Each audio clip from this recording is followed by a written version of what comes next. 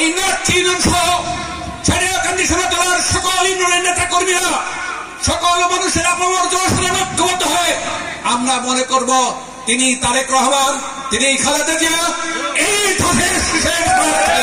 বগুড়ার সারিয়াকান্দি ঈদুল আজহার উপলক্ষে ঈদ পূর্ণমিলনী ও আলোচনা সভা অনুষ্ঠিত হয়েছে। মঙ্গলবার বিকালে উপজেলা নার্সি মার্জেদা রহমান স্কুল অ্যান্ড কলেজ মাঠে বাংলাদেশ জাতীয়বাদী দল নার্সি ইউনিয়ন বিএনপি ও অঙ্গ সহযোগী সংগঠনের আয়োজনে প্রধান অতিথি হিসেবে বক্তব্য রাখেন বগুড়া ১ সারিয়াকান্দি সোনাতলা আসনের সাবেক জাতীয় সংসদ সদস্য আলহাজ কাজী রফিকুল ইসলাম। বগুড়া শহর শাখার স্বেচ্ছাসেবক দলের সাবেক ১ নং যুগ্ম আহ্বায়ক মোহাম্মদ জিল্লুর রহমান জিন্নার সভাপতিত্বে বক্তব্য রাখেন সারিয়াকান্দি পৌর বিএনপির সভাপতি শাহাদাত হোসেন সনি, সাধারণ সম্পাদক অ্যাডভোকেট শরীফুল ইসলাম হীরা, উপজেলা বিএনপির সাবেক সভাপতি কাজী এরফানুর রহমান রেন্টু, সাবেক সাধারণ সম্পাদক শাহাদাত হোসেন পল্টন, পৌর বিএনপির সহসভাপতি লাল মাহমুদ লাল, সাংগঠনিক সম্পাদক তাহেরুল ইসলাম পাঞ্জাব, সোহেল রানা, উপজেলা যুবদলের আহ্বায়ক মহিদুল ইসলাম মুন্সি, পাকুল্লা ইউনিয়ন বিএনপির সাবেক সভাপতি GM আলী হাসান নারুন, সাধারণ সম্পাদক রেজাউল করিম, নার্সি ইউনিয়ন বিএনপির সাবেক সভাপতি আব্দুল মান্নান, বর্তমান যুগ্ম সাধারণ সম্পাদক সাইফুল ইসলাম টুলু, বিএনপির নেতা মোকাররম হোসেন, ইঞ্জিনিয়ার রফিকুল ইসলাম রফিক, রব্বানী চেয়ারম্যান অধ্যাপক জাহিদুর রহমান প্রমুখ। উক্ত ঈদ পূর্ণমিলনী ও আলোচনা সভায় বক্তব্য রাখেন বগুড়া ১ সারিয়াকান্দি সোনাতলা আসনের সাবেক জাতীয় সংসদ সদস্য আলহাজ কাজী রফিকুল ইসলাম। একটা সময়ে জান দিব, তবুও তো দেশকে রক্ষা করব, এই সরকারকে বিদায় করব। আজকে তারা আমাদের যে মানুষগুলি মারা গেছে তার অর্ধেকের তো বেশি আমাদের মানুষ, আমাদের বিএনপির মানুষ। আজকে আপনারা যারা বলেন ছাত্ররা যারা এখানে উপদেষ্টা হয়ে আছেন, আপনাদের তো স্মরণ থাকা উচিত সেই সময় আপনাদের পিছনে কত লোক ছিল আর এখন আপনাদের পিছনে কত লোক থাকে। কেন?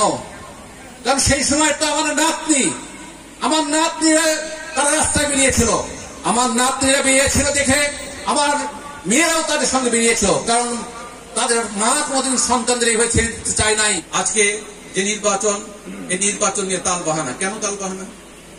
এই নির্বাচন না হলে তো আপনার সংস্কার হবে না, এই নির্বাচন না হলে আপনার বিচার হবে না, এই নির্বাচন না হলে সারা পৃথিবী থেকে এই বাংলাদেশে কেউ বিনিয়োগ করতে আসবে না। কেন আপনি দেরি করেন?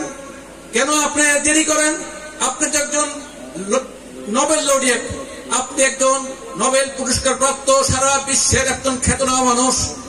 আজকে শেখ হাসিনা আপনাকেও অনেক আপনার বিরুদ্ধে তিনি আপনাকে ধ্বংস করতে চেয়েছিলেন। আমার নেত্রী বেগম খালেদা জিয়া, আমার নেতা তারেক রহমান সমর্থন দিয়েছিল। আজকে আপনি সেই সমর্থন নিয়ে আপনি যখন এই প্রধান উপদেষ্টা হলেন, এই যে স্বৈর শাসনের অবসান হয়েছে, এই স্বৈর শাসনের অবসানের পরে তাদের বিচার সংস্কার পাশাপাশি এই নির্বাচনী রোড ম্যাপ দ্রুত ডিসেম্বরের মধ্যে আপনি ঘোষণা করবেন, এটি আমরা আশা করি। আমাদের সবাইকে নিয়ে কাজ করতে হবে। নমিনেশন কে পাবে, কে পাবে না, কে গ্রহণযোগ্যতা রাখে, কে গ্রহণযোগ্যতা রাখে না, সেটা যখন নমিনেশনের সময় হবে তখন আমাদের প্রিয় নেতা জনাব তারেক রহমান, আমাদের প্রিয় নেত্রী বেগম খালেদা জিয়া, তাদের নির্দেশে আমাদের ঘোষণা হবে। আমরা মনে করব সে আমাদের মনোনীত প্রার্থী, ঠিক কিনা? আমরা কোন সময়ে আমি মনে করি না যে এই জিনিসটি আমাকেই পেতে হবে না। আমরা 10 জন মানুষ চেষ্টা করব, যেই পার তার পিছনে আমরা 9 জন মানুষ আমরা গামছা বেঁধে তার পিছনে লাগবো। আমাদের কথা, আমরা নেতা মানি একজনকে, তিনি আমাদের ভারপ্রাপ্ত চেয়ারম্যান জনাব তারেক রহমান। আমরা আমাদের এই পার্টির চেয়ারপারসন একজনকে নেত্রী মানি, আমাদের প্রিয় নেত্রী, আপসীন নেত্রী, 3 বারের প্রধানমন্ত্রী দেশের নেত্রী বেগম খালেদা জিয়াকে। এর বাইরে আমরা কাউকে নেতা মানি না, মানি নেতা। কিন্তু আমাদের মনে করি আমরা ওই 2 নেতা 2 নেত্রীকেই মনে করি বাংলাদেশের অসাধারণের প্রতীক।